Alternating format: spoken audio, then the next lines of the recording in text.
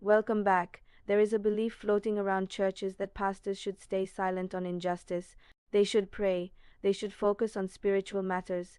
They should not get involved in worldly issues. Speaking out against evil is activism, not pastoring. But that belief is not biblical, and it has allowed some of the worst injustice in history to happen while the church stayed quiet.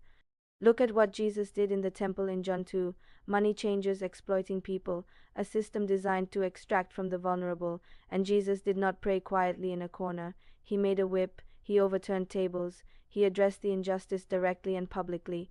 We often hear the phrase, just preach the gospel, but a gospel that only cares about saving a soul for the next world while ignoring a system that is destroying their body in this world is a mutilated gospel. Jesus didn't just preach to the crowds.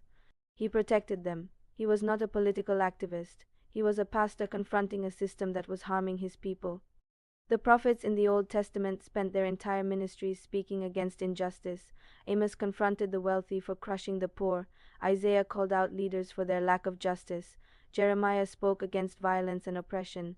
These were not political commentators. They were spiritual leaders using their voice because injustice was happening. God did not tell them to stay silent. He told them to speak. Proverbs 31 verses 8 and 9 says, "Speak up for those who cannot speak for themselves, for the rights of all who are destitute. Speak up and judge fairly. Defend the rights of the poor and needy." Speak up, not pray silently. Speak up, judge fairly, defend the rights of those suffering. That is a biblical mandate, and it applies to spiritual leaders most of all. When kidnappings happen, when violence spreads, when people in your congregation are suffering, a pastor's silence is a choice. It is a choice to prioritize comfort over justice, safety over truth, and the Bible never gave pastors that option.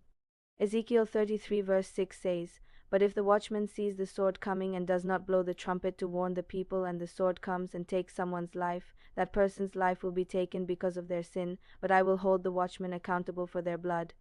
The watchman sees danger and stays silent. God holds him accountable. Pastors are watchmen. When injustice is coming, speaking up is not optional.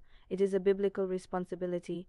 This does not mean pastors become activists chasing every cultural issue. This is not a call for the pulpit to be captured by partisan politics. When a pastor speaks against evil, their authority must come from the unchanging word of God, not the talking points of a political party. True pastoring means that when evil is happening in your community, you use your voice and your platform to address it. You educate your people. You stand with the vulnerable. You call evil what it is. That is pastoring. That is what the Bible asks of spiritual leaders. Pastoral care that refuses to comfort the crushed or confront the oppressor isn't biblical pastoring, it's institutional survival. If this perspective challenged how you view the weight of spiritual leadership, let's start a constructive conversation below. How can we better support our leaders to stand firmly on biblical truth rather than cultural comfort? Let's build a space focused on truth, not partisan divides. Consider subscribing to join us as we continue to look at authentic faith.